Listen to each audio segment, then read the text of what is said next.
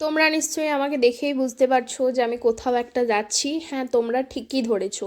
তো কোথায় যাচ্ছি সেটা আমি তোমাদের ভিডিওর লাস্টে জানাবো। আর এদিকে তো শীতকাল এসে গেছে, তার জন্য আমি শীতের জুতোগুলোও বের করে নিয়েছি। ভেবেছি আজকে এটাই পরে যাবো। জুতোগুলো পরতে পরতে ভাবছিলাম এবছর আর এক জোড়া শীতের জুতো নেবো।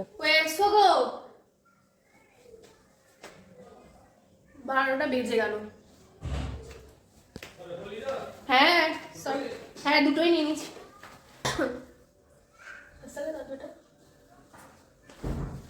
12টা বেজে গেছে, কেন বললাম বলো তো? তার কারণ হচ্ছে আমাদের বেরোনোর টাইম ছিল 11:30, কিন্তু আমার বর বাড়ি থেকে বেরোতেই আজকে লেট করে দিয়েছে।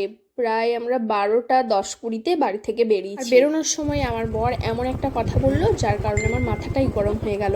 তাই ওর সঙ্গে বকতে বকতে বেরিয়ে পড়লাম রোদ খেতে খেতে। আসলে রাস্তায় প্রচণ্ড রোদের জোর ছিল। তারপর তো এই যে দেখো শান্তির জায়গা, মানে গোলাপবাগের ওই রাস্তাটার ভিতর দিয়ে যেতে আমার ভীষণ শান্তি লাগে, কেন কি জানি। শুধু আমার নয়, আশা করছি অনেকেরই এই জায়গাটা দিয়ে পার হতে ভীষণ ভালো লাগে। তো এই যে পেরিয়ে গেলাম সায়েন্স সিটি, তারপর চলে এলাম কৃষ্ণসায়ের পার্কের রাস্তাটা দিয়ে। আর হ্যাঁ, এই যে সামনে যে নার্স কোয়ার্টারের রাস্তাটা দিয়ে যাব, সেই দিকে আর কি রাস্তায় কাজ চলছিল বলে দেখছি বাঁশ দিয়ে ঘেরা আছে, তো আমরা একটু ঘুরে ঘুরে গেলাম। তারপর তো চলে এলাম আমার কলেজে। সরি, আমার কলেজ নাই, আমাদের কলেজ, রাজ কলেজ।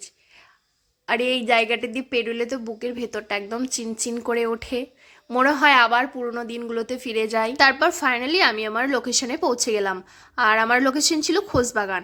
ওখানে আমার ডক্টর দেখানো ছিল, আর আমার নাম ছিল 4 নম্বরে। তো আমাকে গিয়ে বেশিক্ষণ ওয়েট করতে হয়নি, যাওয়ার আধ ঘন্টা পরে কিন্তু আমার ডক্টর দেখানো হয়ে যায়। তারপর আমি একটা জুয়েলারি শপে ঢুকেছিলাম। সেখান থেকে আমি এই যে টার্সেলগুলো দেখছো, এইগুলো আমার কেনার ছিল। তো আমার যেগুলো ছিল সেগুলো চটে গেছিলো, তাই ভেবেছিলাম যখন বাজার যাবো তখন আমি কিনে নেবো।